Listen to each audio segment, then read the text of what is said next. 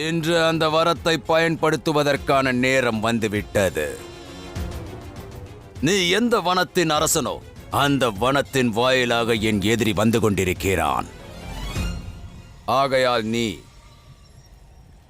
எனது அந்த பரம விரோதியை நாளை சூரியன் அஸ்தமிக்கும் வரை உன் வனத்திற்குள் திக்குமுக்காட செய்ய வேண்டும். என் விரோதி பாதையை மறக்க வேண்டும். உன் விரோதி என்றால் அவர் எனக்கும் விரோதிதான் நண்பா. கூறு, யாரை நான் ஏமாற்ற வேண்டும்? அவன் வேறு யாரும் அல்ல, மகாதேவன், சிவன்.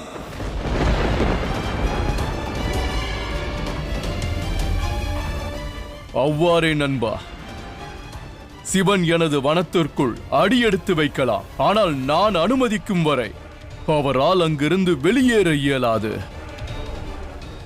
பீமாசுரா, சிவனை நீ எளிதாக எண்ணும் தவறை செய்யாதே. எங்கும் வியாபித்திருக்கும் மகாதேவரை எவ்வாறு ஏமாற்றப் போகிறாய் என்று நன்றாக யோசி.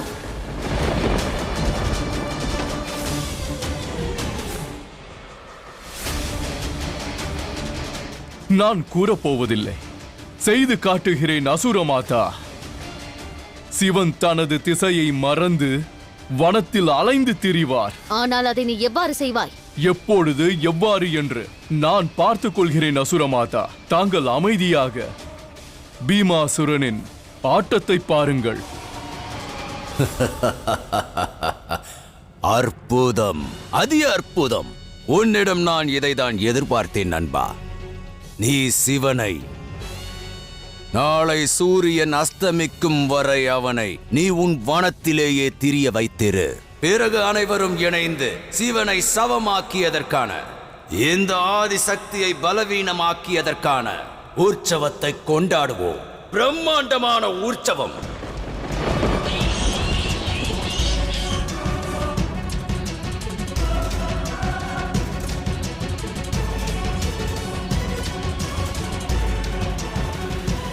ஒரே நேரத்தில் இத்தனை துயரமா?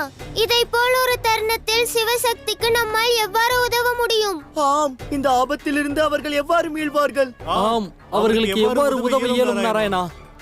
மகாதேவர் கற்பித்த பாடத்தை கொண்டு அவர் கூறியதை நினைவில் கொள்ளுங்கள். மகாதேவர் அளித்த பயிற்சி, அவர் அளித்த ஞானத்தை சிந்தித்து பாருங்கள். பதில் தானாகவே கிடைத்துவிடும்.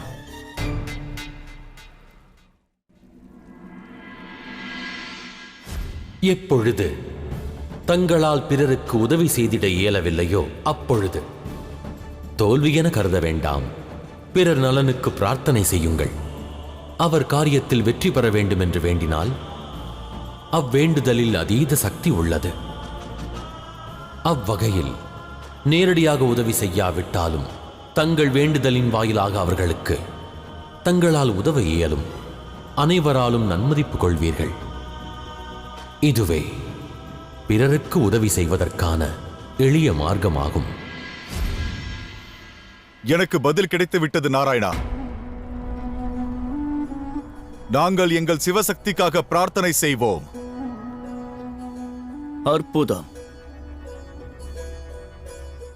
தூய்மையான மனதுடன் வழிபட்டோம் என்றால் மாபெரும் ஆபத்துகளையும் எளிதில் கடந்துவிட இயலும்.